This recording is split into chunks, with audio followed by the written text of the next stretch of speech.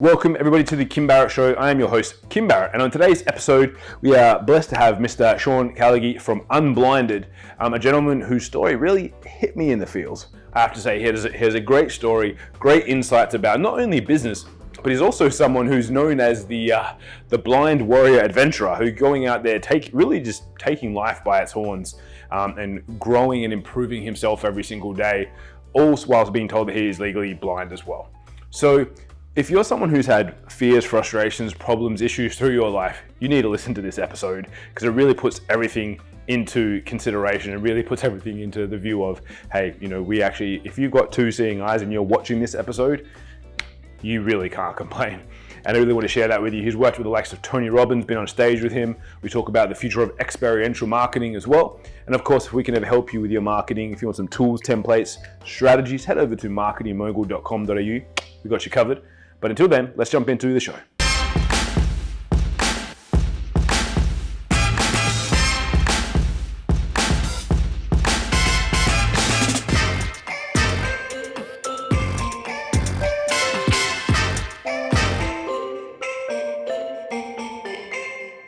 Sean, thank you so much for making the time to join us today. Really appreciate you making the time.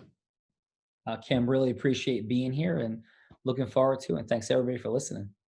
It's great to have you here. Now, I always like to start our podcast off with the same question every time, which is, if I met you out at a party or something like that and we crossed paths and I said, Sean, what is it that you actually do?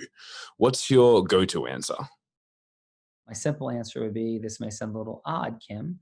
I'm in the business of co-creating simple, fun, and magical micro distinctions and frictionlessness that free exponential abundance in people's money, time, and magic, meaning small input, large output, money, time, and magic in a formula. I love that. Tell us a little bit more about that, because that's pretty intriguing when you say that like that. It definitely tickles people's fancies, I can imagine. Yeah. So 23 years ago, I had my dream job in law school, knowing I was going blind. I had been a Division I college baseball athlete in the U.S., hoping to go on and play professionally, and it was on track to do that. But I have a hereditary degenerative eye disease that started to affect me. And so that ended law school because I really didn't know what else I wanted to do. And I was there. I got my quote unquote dream job, which really wasn't, because I didn't see anybody there that I thought had a life that I wanted to lead. And so from there, I simply started to research and step into the world of personal development and realized that with no contacts, no money, $100,000 in debt, that I wanted to run an experiment about whether or not I could build my own law firm, which for those that are, unclear, the legal business is a business like any other. And couldn't believe the results. And I built a 40-person law firm in 2 years. I've never heard of somebody doing that before or since, especially with no contacts and no resources. And that wasn't about me. It was about realizing what was possible for people. And my desire, after selling my first law firm 4 years later, became to teach others to do the same. So that's what I do. I do a 125-person law firm today. I built the second one, but I also own a company named Unblinded, which teaches people about the superpower of influence and what we can do with it to create the money, time, and magic that we want. I love that. That's amazing. I want to circle back to the beginning of that story where you mentioned you got into personal development. I'm always curious as to what people's first foray is, because there's so many. I always, there's kind of like the founding fathers of personal development. But what was it for you? What was the first interaction with the personal development world? Yeah, so I bifurcate that into three parts. First, when I was 11, I had a buddy in my class that was doing like push-ups, pull-ups, sit-ups, and jogging. We're 11. And that to me was my first view into personal development. It was somebody who was actually doing things differently than the rest of us and creating accelerated results. So that was like number one. Number two, when I was 16, I had the good fortune of somebody coming in and doing imagery and visualization courses that I paid $10 for. And I just did what this fine gentleman told me, and the results were incredible in athletics. And then when I was 27, and what you're referring to, Kim, in the more traditional world of personal development, when I was going to quit my job at this law firm, I wasn't sure what to do next. At 6 months out of law school, a gentleman that I loved and cared about very much, great mentor of mine, my chiropractor, said, hey, read this book. It's called Awaken the Giant Within, by this guy, Tony Robbins. So for me, it started with Tony Robbins, that led to Jay Abraham, that led to a book called, actually didn't lead to, but a separate book called How to Make a Fortune from Public Speaking. I bought for $1 at a garage sale. read Jerry Spence, and that of course led into Napoleon Hill, Dale Carnegie, Og Mandino, and some other fine folks like that. But Tony Robbins was the core foundational component for me.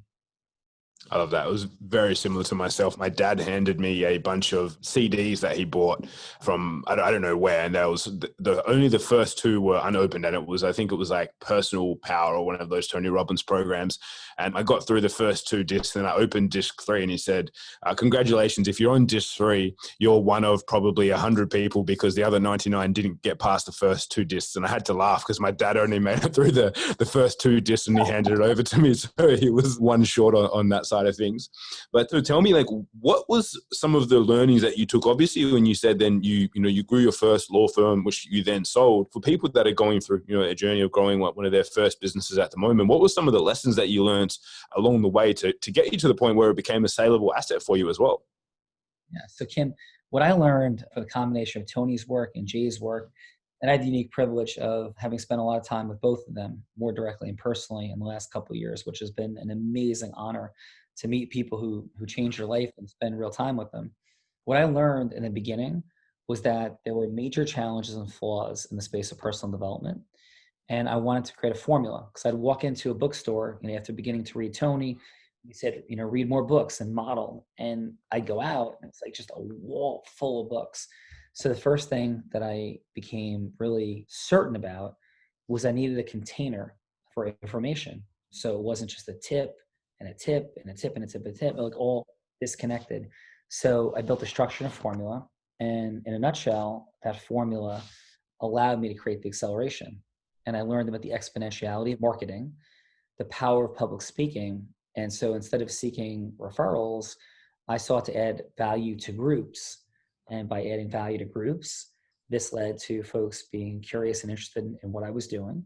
And that led to sales meetings and sales. So in a nutshell, it's unlocking the superpower of influence and knowing how to present that in a value added, integrous group dynamic, and then structure appropriate calls to action for sales meetings. And that model was unbelievably, it was perfectly effective. Yeah. So that was the beginning. And so you were using that model as well for building the law firm as well as then the company where you're teaching these formulas now as well? Yeah. For building everything. Same formula worked for building the most successful coaching business that I had out of my coaching school. I think so many folks want to create impact in the space of personal development.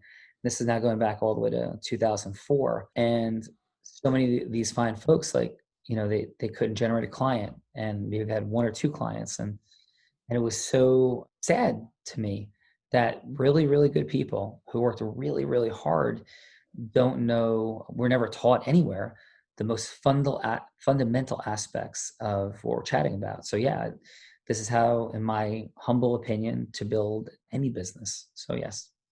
That's exactly, that resonates with me because that's one of the reasons we started our company. So we specialize in paid Facebook and Instagram advertising and, building funnels and the sequencing and flowing of bringing people into a business from that. But that's what got me started at the very beginning because I was like, wow, like these people, a lot of people have amazing products or services. They have really cool things that they do and they can help people with. But if no one knows about it, it's going to disappear. You can't just open the doors to a new shop or open a new business and cross your fingers that someone's going to come and start working with you. You've got to somehow get yourself out there. So that really resonates with me there 100%. So how did you get into your journey? I mean, it's beautiful and amazing. And how did that start for you?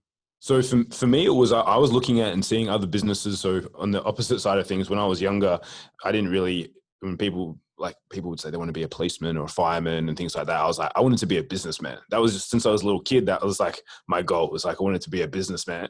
And when I saw what businesses were suffering from, I was like, cool, well, like I was 12, 13, 14, 15-year-old. And I'm like, cool. If people wanted what these people have and I can bring them those people, surely that's going to be good. And then I didn't realize that was what marketing was at the time. And I was like, cool, if I just bring people that want this, they buy it, then everyone's going to be happy. And that's when I started going down, looking at the different avenues of business when it was sales, marketing, management. And marketing kind of just clicked for me. I was like, cool, it kind of makes common sense to me. It's like, put something in front of people that they want, tell them how they get it, and then let them get it. And it's like, it was pretty straightforward to me. That kind of made sense. And that's why I always focus on that ever since then. That's awesome, man. Well, congratulations. I know you're up to big things in the world. That's No, awesome. appreciate it. For yourself, what do you think that people are missing in the realm of, and I want to get down into some of the, maybe a little bit more nitty gritty of some of the things that you've identified to for people to transition to, but when it comes to influence and things like that, which for some people can seem like a huge buzzword and like, I don't think I could ever influence someone. But what do you think it is that people, having worked with the number of people that you have now, missing in their, their makeup so that they're not doing that? Like, what is it that they don't have currently, or what could they add in that would really just, amplify their level of influence whether they're talking to individuals or large groups from stage? Yeah, sure. So thank you.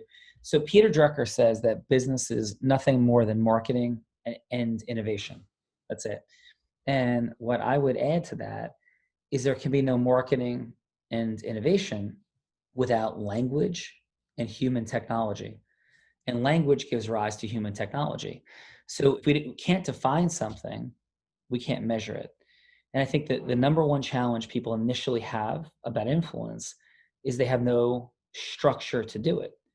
And if you're an athlete, if you're a builder, if you're a singer, if you're in a band, anything you do, you have a structure. Music you can write music. There are notes on a page. We don't have structures like that for influence.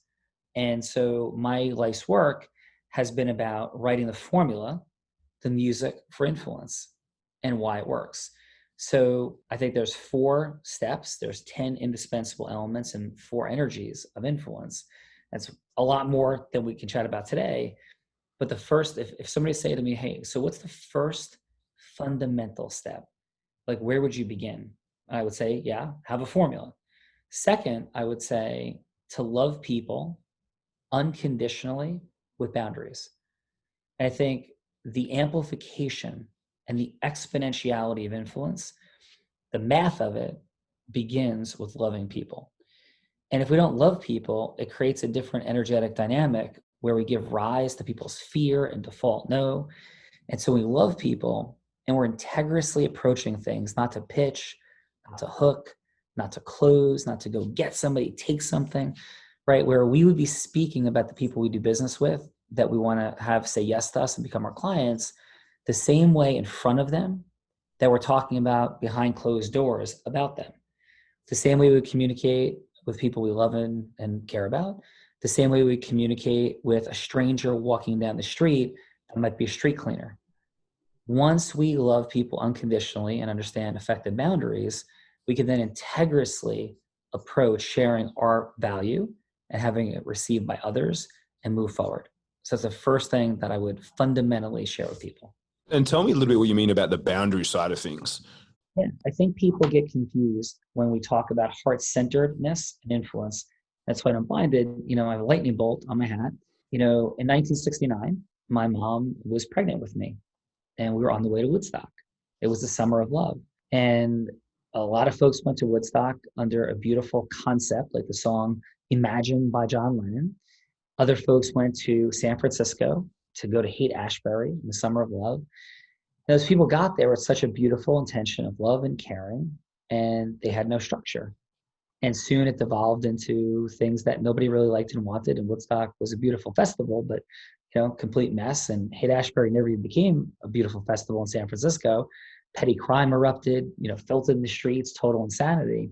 And so I think I'm certain it's a combination of heart-centeredness and love, which is the intention that was set behind, the summer of 1969, but also in organized structures that lead to the things that people want. So when I say love and heart-centeredness, I also mean the boundaries part. And the boundaries part is having affirmative agreements with people. It's like, yeah, we're going to go and I'm going to get the food and you're going to do this work and we're going to have an ecosystem merger and you're going to bring 10 different entities to our speaking engagement. And I'm going to bring 10 entities and I'm going to pay for this and you're going to pay for that. And this is what it's going to look like. So the boundaries are affirmative agreements between people, because I am quite confident as well that when folks don't have affirmative agreements, that is when we are in disagreement. We're not in disagreement when conflict begins. We're in disagreement as soon as we don't have an affirmative agreement together. So loving people unconditionally and then having affirmative agreements, this is how teams operate, professional sports teams. It's how high performing sales teams work. It's how every organizational construct exists, and it's optimized by the heart centeredness.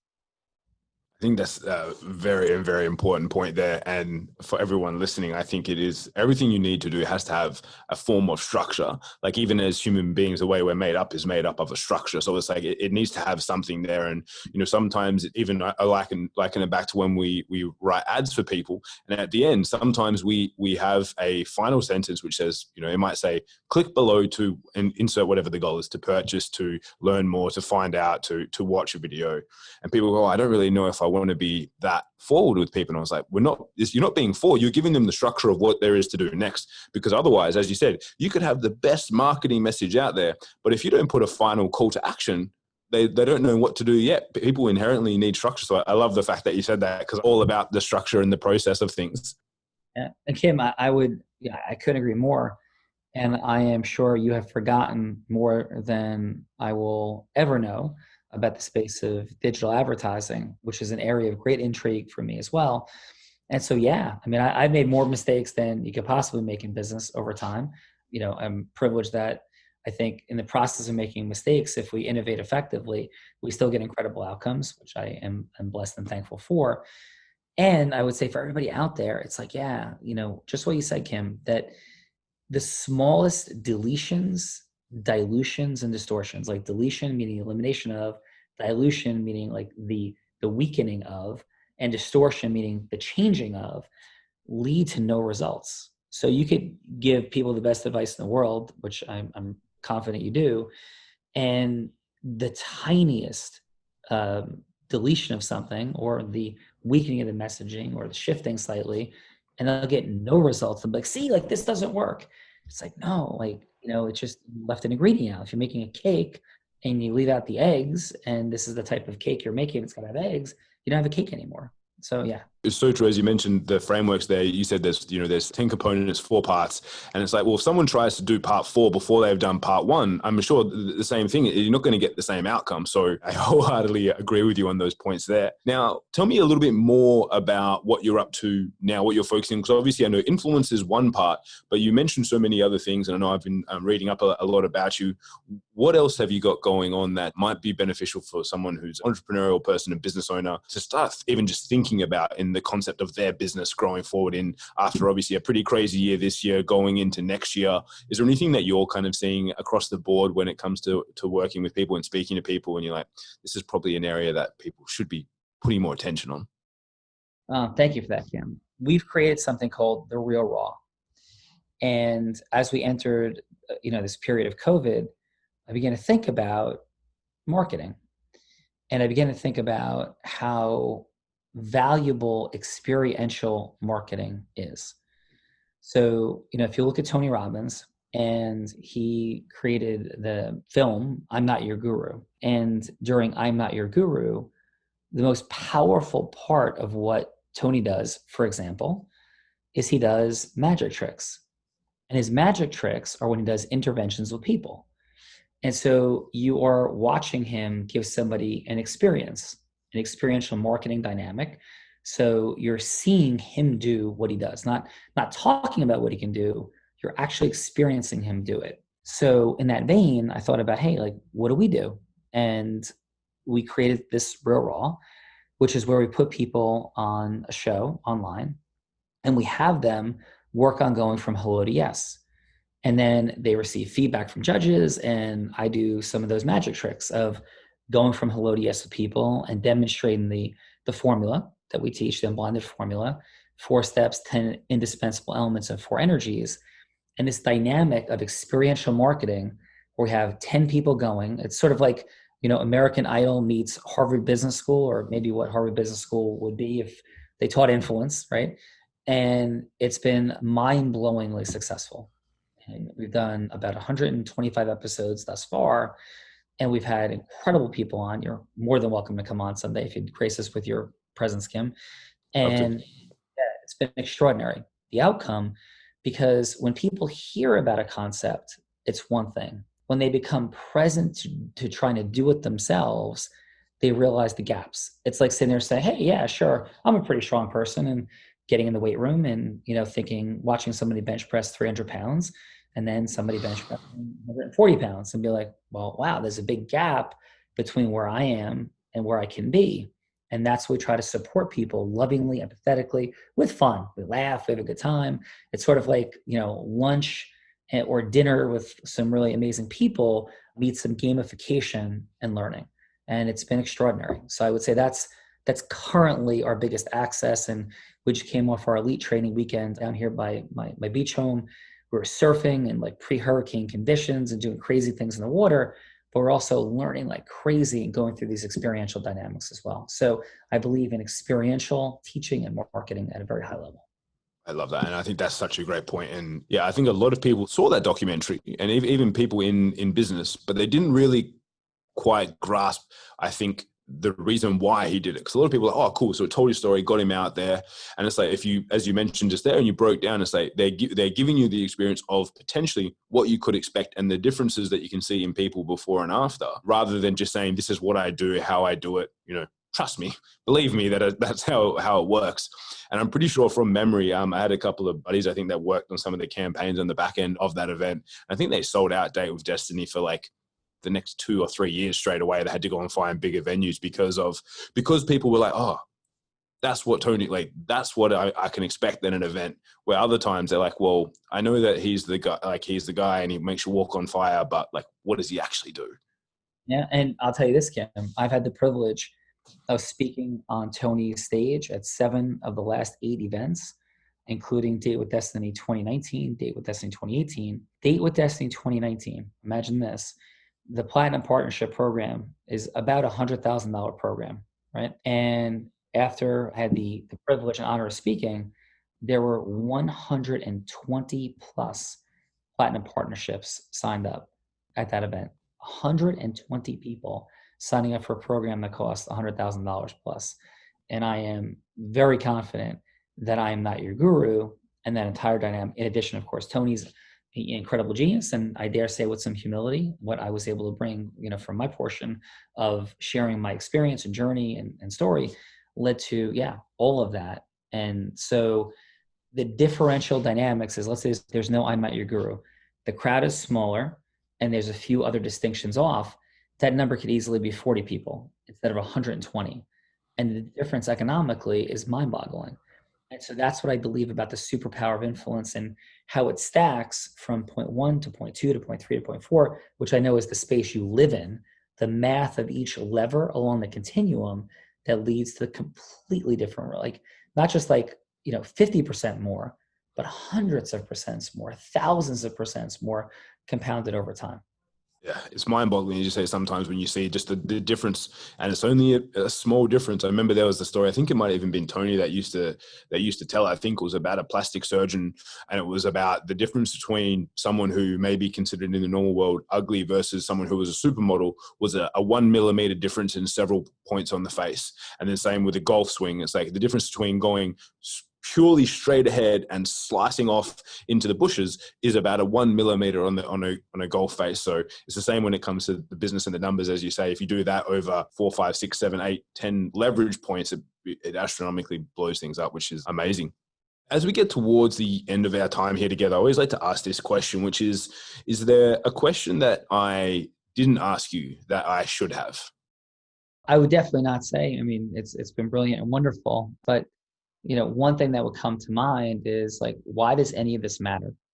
We live in a space of money and time and energy. And so why should we really care? And would it be okay if I answer that question? Please do, yeah. I think it's because, we live in this amazingly complex world where we so often, are in our head and we're thinking about our fear, and it inhibits our actions just in slight ways, not always profound ways. And the difference is, this weekend I had the privilege of taking these fine folks into my grandparents' beach house. And I have, 2 here, and, their house is not far away. And my grandparents never made more than $25,000 in any year in their life. And when you walk into their house, there's this unbelievable wall of pictures. And so what they didn't have in money, they had in massive abundance of love. And their sacrifices created the space generationally for love and magic. And I think for all of us, it just comes down to that we all want to experience magic. We want to experience these moments that mean everything to us. And sometimes it's a win in business. And more often, though, it's what those wins create in terms of our time freedom to be there and be available. And the great thing I'm most grateful for in my life and the greatest success I had was walking my kids to grammar school and dropping them off at school every single day, to having them have played in 1,000 sporting events and have missed 9 total. And that's because I learned these principles at the age of 27. And I was privileged to become a business owner instead of operator. And it created that freedom to have magical moments. And so when people are thinking about the numbers and should I, shouldn't I, and the levers you can help them pull, Kim, humbly, I can help people pull. It's all about what it creates for us in terms of that magic and the legacy that we leave. And that's why I am completely confident that all this is achievable, yes, but imperative so we can have those magical moments. I love that. I think that wraps it up very nicely.